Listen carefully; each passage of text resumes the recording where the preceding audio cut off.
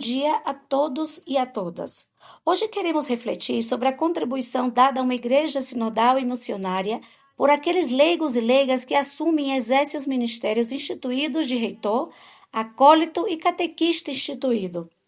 São figuras pouco conhecidas até hoje e por isso queremos entender mais profundamente a sua identidade. Queremos refletir sobre a natureza do seu ministério e tentar compreender a importância da sua contribuição específica nos processos de construção e amadurecimento de uma igreja sinodal. Fazemos isso no contexto de receber a visão da Igreja do Concílio Vaticano II. E mais particularmente no contexto de uma igreja totalmente ministerial, isto é, rica em diferentes carismas e ministérios e totalmente comprometida com o desenvolvimento da verdadeira corresponsabilidade. Nesse contexto, é particularmente importante refletir sobre a natureza dos ministérios que foram criados. Uma igreja sinodal é uma igreja que vive de sinergia de muitos ministérios diferentes. O ministério ordenado de bispos, sacerdotes, diáconos e os muitos ministérios de fato de leigos e leigas. Pensamos nos catequistas, nos agentes da caridade, na pastoral juvenil, no ministério da consolação e em tantos outros ministérios, de fato, que os leigos e leigas exercem para o bem da comunidade. E depois, claro, os ministérios que foram criados. Como nos recorda a Lumen Gentium número 30, todos na igreja devem cooperar em uníssono na medida desta única obra comum que é a nossa missão eclesial. Então, quem são os ministros nomeados? Ministérios estabelecidos de ensino e qualidade. Nasceram, poderíamos dizer, de uma intuição do Papa Paulo VI. Em 1972, o Papa publicou um noto próprio intitulado Ministérios em Queda. Trata-se de um documento curto, conciso, mas sem dúvida é extremamente importante que chega ao fim de um longo processo de composição de 1965 a 1972. E neste documento, pela primeira vez, a palavra ministério leigo é usado. Nos documentos do Concílio Vaticano II, na verdade, estamos falando do apostolado dos leigos, dos serviços e tarefas, da substituição e ajuda do clero que pode ser feita, dos leigos que podem ser feitos pelos leigos, que podem ser solicitados aos leigos pela hierarquia. Mas nos documentos do Conselho nunca há qualquer menção ao ministério ou à ministerialidade dos leigos. E o Papa Paulo VI, com Ministérios Aquam, logo no título, usa essa palavra em seu lugar no documento, o Papa suprime ordens menores. Aquelas passagens que já a partir do século IV levavam os clérigos a preparar e receber progressivamente o sacerdócio, através de sucessivos graus de ordem. E o Papa Paulo VI abole as ordens menores e nomeia duas novas figuras ministeriais, os acólitos e os leitores. Na verdade, estava dizendo que são ministérios antigos. Os leitores já são mencionados no Novo Testamento e temos ritos de bênção de leitores que remontam aos primeiros séculos da história da Igreja. E os papéis dos leitores e acólitos são mencionados em numerosos textos antigos patrísticos. Mas também podemos dizer que são figuras novas porque, de acordo com os ministérios de Aqueda, aqueles que recebem e exercem esse ministério são leigos, enquanto, a partir do século IV, os acólitos eram clérigos que se preparavam para o sacerdote. Agora essas ordens menores estão sendo suprimidas e os leigos estão sendo nomeados leitores. E ministérios de acólitos. Dessa forma, supera a ideia do cursus honorum através de diferentes graus e aquela visão hierárquica ascendente que subjaz à visão do ministério ordenado até o Vaticano II. Essa era a perspectiva. A propósito, no decorrer da história recente, ordens menores foram conferidas a clérigos, às vezes várias ordens ou no mesmo dia, com uma transferência de poderes. Essa era lógica e concretamente não eram exercidas por esses clérigos no cotidiano da unidade da comunidade cristã. E também temos que lembrar que todas aquelas ordens menores tinham funções e funções litúrgicas, culto. Então, como o Papa descreve na introdução ao ministério, porque as ordens menores nem sempre foram as mesmas e também foram exercidas por leigos. Parece oportuno, escreve o Papa Paulo VI, rever essas práticas e adaptá-las às necessidades atuais, para que sejam eliminadas os elementos que caíram em desuso nesses ministérios, mantidos e definidos os que são úteis, os que são necessários. Portanto, nessa perspectiva, o Papa Paulo VI torna-se essas figuras do leitor, o acólito dos leigos, que exercem esse ministério. E esses ministérios são conferidos aos leigos para que possam ser exercidos efetivamente, entre outras coisas, com uma ligação concreta, que é indicada no documento entre o momento litúrgico e a vida pastoral da comunidade. Leitor e acólitos dizem a centralidade fundamental da palavra de Deus e o serviço do corpo de Cristo para a vida da igreja e para a liturgia eucarística. Também neste documento, o Papa Paulo VI havia estabelecido que as conferências episcopais nacionais poderiam pedir à Santa Sé que pensasse em outros ministérios instituídos de acordo com as necessidades pastorais das diferentes igrejas em diferentes lugares, mesmo que isso não acontecesse de fato. E então é publicado um novo rito que mostra precisamente em fórmulas e gestos a continuidade da grande tradição eclesial sobre leitor e comissão. Mas, ao mesmo tempo, nas premissas do rito fica claro que são figuras diferentes, não clérigos, mas leigos. É uma forma eficaz de exercício que está sendo proposta.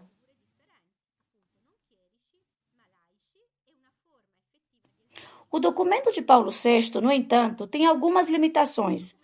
Os ministérios instituídos são reservados por Paulo VI apenas para os homens, de acordo com uma tradição venerável. Em si mesmos, são ministérios fundados no batismo, mas são reservados precisamente apenas para o componente masculino. O segundo elemento é que eles continuam obrigatoriamente para os candidatos ao sacerdócio e ao diaconato por uma razão pedagógica, como diz o documento, para preparar melhor os seminaristas para as futuras tarefas da palavra e do altar. Mas isso faz com que alguns permaneçam em uma espécie de cripta, ordem menores, por assim dizer, com vistas à preparação para o sacerdócio.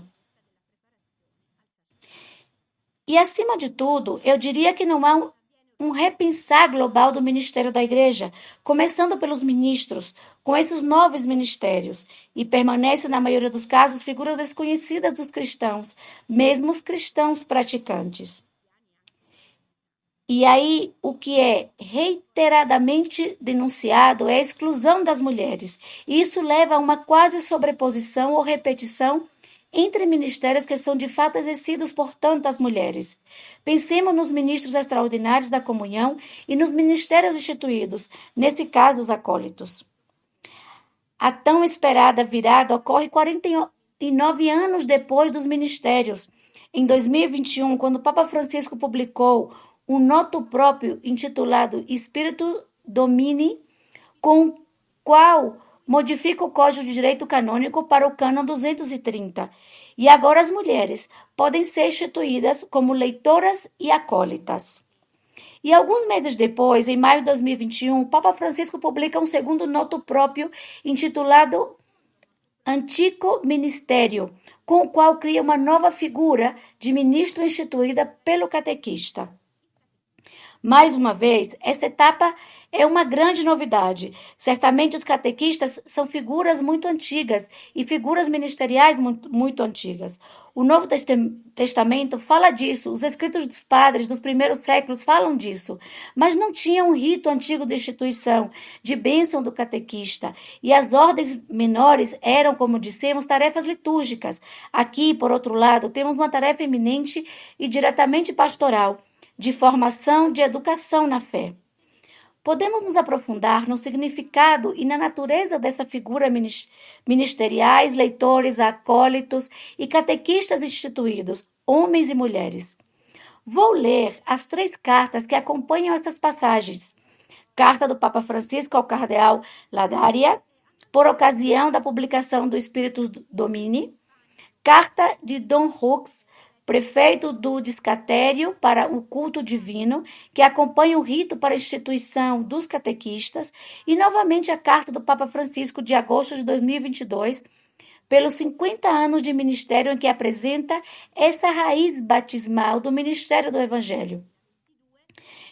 Então, esta passagem é uma passagem relevante, mas alguns, na época da publicação dos ministérios, e mais tarde do Spiritus Domini e do antigo ministério, julgaram essa passagem em alguns aspectos como uns zaquintos, clerical inútil, e lhe deram um julgamento negativo, ou pelo menos suspeito.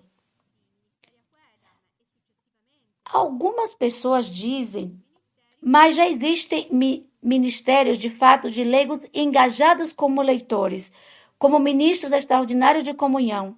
O risco que sejam considerados, dizem alguns, como uma espécie de medalha de mérito para os agentes pastorais mais fiéis ou mais comprometidos. Mas quando falamos de ministérios estabelecidos, não estamos pensando em uma ratificação dos existentes. Estamos falando de novos números ministeriais.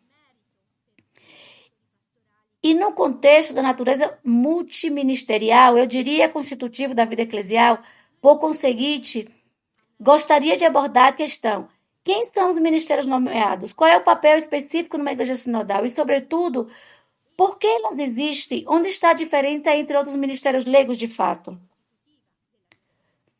O primeiro passo que quero dar é falarmos sobre ministérios e pensarmos na definição e descrição de Marie Congar, que Marie Congar faz deles.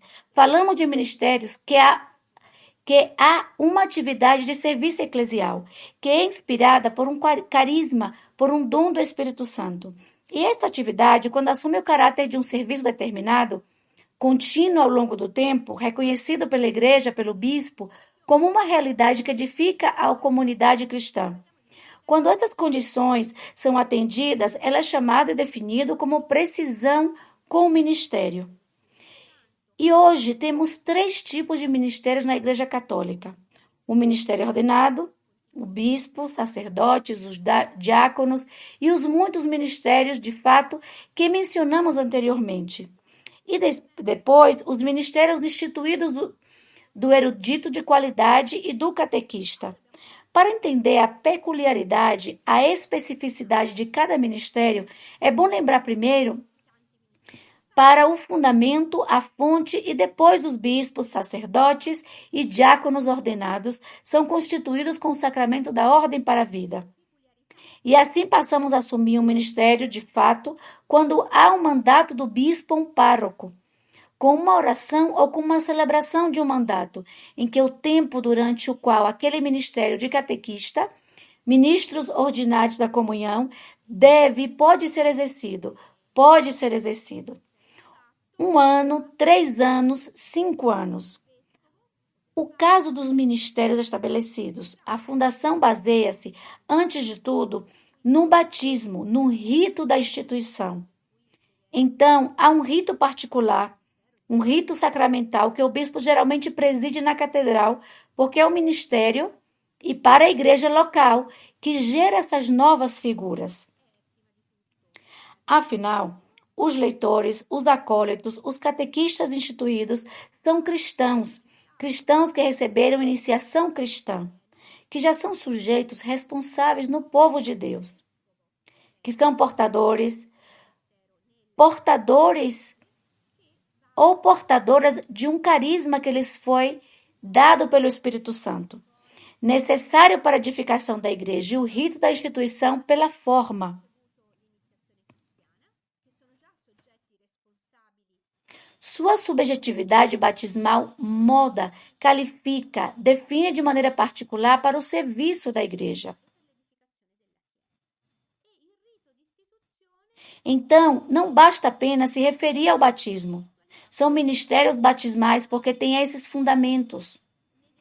Mas há um rito específico que a igreja realiza e não é apenas um mandato por um tempo, mas é um rito que qualifica a identidade de uma pessoa batizada, que só pode ser recebido uma vez na vida e é exercido, diz o Código de Direito Canônico, estabelecido em bases estáveis. Você é leitor, é acólito, é catequista instituído porque não é só o que você faz que conta, mas quem você é na igreja. Então, após o rito de instituição, o acólito leitor pode receber uma carta de mandato na qual o bispo e seus colaboradores especificam onde esse ministério será exercido na igreja. Então, é quem você é o que conta, e não apenas o que você faz. Leitora, leitor tem uma função específica na liturgia eucarística, por isso proclama as leituras, mas também anima momentos na vida pastoral que tem a ver com a centralidade fundacional da palavra de Deus. Portanto, pode animar um lectio divina, celebrações da palavra de Deus, pode presidir a celebração da liturgia das horas, pode liberar grupos e escolas bíblicas juntamente com o acólito. O catequista pode animar as celebrações dominicais na ausência de um sacerdote. Mas, acima de tudo, deve assegurar que toda a comunidade cristã ame a Escritura e aprofunde seu conhecimento. Ele é uma serva, um servo da palavra de Deus, que gera vida eclesial. Aliás, é o que se diz no rito, pedindo a Deus que o leitor se coloque a serviço da fé, que tem sua raiz, seu fundamento na palavra de Deus. E assim se ora, para que em meditação assídua sobre sua palavra, o novo leitor possa ser intimamente iluminado por ela, para se tornar um mensageiro fiel dela para os seus irmãos. É por isso que recebe o lecionário, o livro das Sagradas Escrituras, só para citar o rito, pode transferir fielmente a palavra de Deus, porque a palavra brota e dá frutos no coração dos homens. Diga quem você é e não apenas o que você faz. Na Igreja Sinodal, o leitor lembra a todos que a fé nasce da escuta da palavra e que a alma não só dá teologia e da vida da igreja, é precisamente a palavra viva de Deus que molda a nossa fé, a nossa vida eclesial. E o mesmo vale para os acólitos. Podemos dizer que ele é uma figura ministerial que presta um serviço ao altar, à comunidade, à assembleia que celebra a Eucaristia, mas também é chamado a liderar a adoração eucarística. Pode coordenar uma comissão litúrgica, pode ser responsável pela formação e coordenação de uma comissão litúrgica, de uma coordenação do serviço dos ministros extraordinários da comunhão.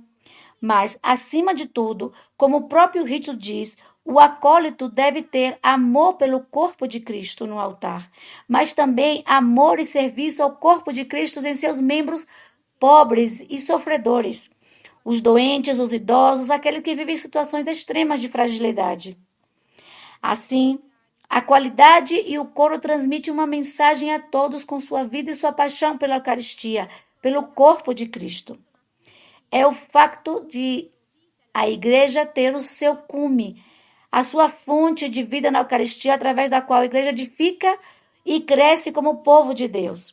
E aqui pedimos e dizemos ao futuro acólita, ama o corpo místico de Cristo com sincero amor, para que o povo de Deus, especialmente os pobres e os doentes, assim cumpram o novo mandamento que Jesus deu aos apóstolos na última ceia. Amai-vos uns aos outros como eu vos amei. Trata-se, portanto, de distribuir o pão da vida aos irmãos, mas também de crescer na vida e na caridade para a edificação do reino de Deus e da igreja. E o mesmo se pode dizer do catequista instituído, que tem duas funções diferentes. Por um lado, pode ser o coordenador da catequese numa paróquia, numa área pastoral, numa diocese, ou pode ser o animador das comunidades cristãs na ausência de um padre. Muitas vezes, pequenas comunidades longe do centro paroquial e do centro da diocese, fisicamente, mesmo longe. Então, podemos dizer que os ministérios instituídos são realmente relevantes e significativos em vista da renovação eclesial, tendo em vista a vida de uma igreja verdadeiramente missionária e sinodal? Por vários motivos. A primeira é que eles nos ajudam a superar a oposição, a organização, a articulação em torno de dois polos, a ideia de que há clérigos e leigos, a presença dos ministérios instituídos como um todo, a visão dos ministérios. Temos leigos e leigas que assumem ao longo da vida, após a formação adequada. Fazem-no como leigos e leigas e gozam de autonomia, uma responsabilidade precisamente no setor pastoral e litúrgico que lhes foi confiado. Vimos que, com os ministérios que aboliram as ordens menores e depois a presença dos ministérios instituídos, ajuda a desconstruir essa ideia hierárquica de ministério ordenado. Será justamente essa multiplicidade de ministérios para a qual contribuem os leitores, os acólitos, os catequistas instituídos, que mudará a face da igreja e nos ajudará a superar esse clericalismo que caracteriza essa grave enfermidade que marca o corpo eclesial. Justamente porque dá uma perspectiva plural, orgânica, sistêmica no pensamento dos ministérios. E, em segundo lugar, os ministérios instituídos por sua própria natureza combinam o aspecto litúrgico e a atividade pastoral e, assim, nos ajudam a não separar a liturgia do resto da vida pastoral da comunidade cristã. Em terceiro lugar, elas garantem um espaço específico de serviço às leigas na igreja, com uma perspectiva de papéis de liderança para os diferentes setores, tanto a formação litúrgica quanto a catequética. Eles nos ajudam a pensar sobre isso e a viver como uma igreja de homens e mulheres. Também na liturgia, um importante impacto simbólico também deve ser reconhecido. E, novamente, eu diria que, nesse sentido, eles ajudam a moldar o corpo eclesial em todos os seus diferentes componentes de homens e mulheres e no antigo ministério. Afinal, reconhecemos a contribuição das mulheres catequistas para a vida da igreja. E, finalmente, os ministérios instituídos podem e devem estar na cultura nas diferentes igrejas locais. Todos os documentos que mencionei insistem nesse aspecto. E eu diria que os ministérios que foram criados podem fazê-lo. No entanto, há resistências que devemos reconhecer e que também devemos superar. Ainda há alguma resistência, sobretudo em alguns contextos eclesiais e culturais. Pensamos nas mulheres no altar, há muitos estereótipos que às vezes passam desapercebidos dentro de nós. Em segundo lugar, há o medo da clericalização ou da profissionalização excessiva dos leigos, o temor de que se crie uma espécie de elite, de levitas, de intermediários entre os padres e a Assembleia Cristã. E ainda há quem tema que a riqueza da contribuição que vem dos muitos ministérios de fato de leigos e leigas se perca. Tomara que estes ministérios instituídos acabem por enfraquecer a contribuição dos ministérios de fato, dos leitores dos ministros extraordinários, da comunhão de tantos catequistas, homens e mulheres que trabalham nas nossas comunidades cristãs. São, sem dúvida, riscos presentes, são resistências presentes na nossa mentalidade. Mas eu diria que não devemos ter medo de nos envolver na promoção desses ministérios que estão sendo instituídos e que enriquecem nossa comunidade cristã. E a diferença com os ministérios é realmente evidente, tanto no campo de ação, porque os ministérios instituídos estão a serviço da igreja local e para a igreja local, não apenas nas paróquias. Eles podem ser exercidos em muitos lugares da vida cristã, além das comunidades paroquiais, hospitais, pequenas comunidades, asilos, universidades. E depois, há uma diferença com ministérios, de fato, que tem a ver com o caminho da formação prévia e a uma responsabilidade que assume para a vida. E vai além de uma lógica de substituição que às vezes poderia desempenhar um papel ou estar presente em ministérios de fato. Nesse sentido, tanto pela formação quanto pela responsabilidade assumida na e perante a comunidade cristã. Parece-me que os ministérios instituídos são verdadeiramente uma fonte de renovação e amadurecimento do sentido eclesial.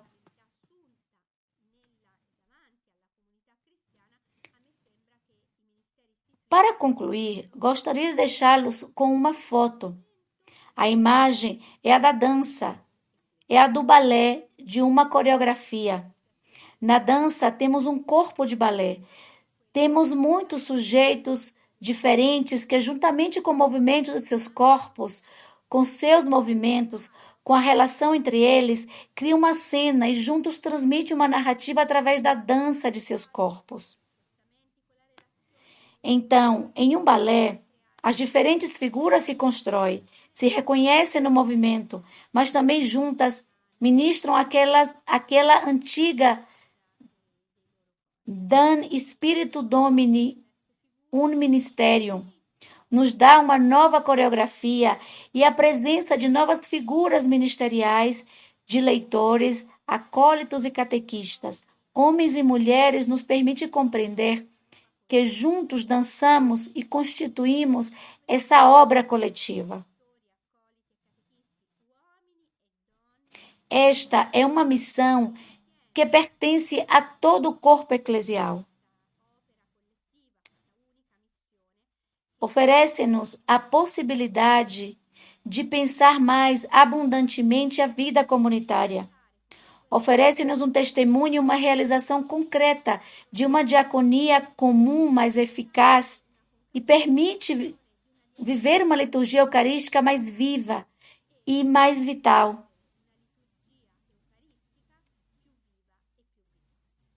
É hora de promover e reconhecer o valor dos ministérios instituídos na e para uma igreja sinodal.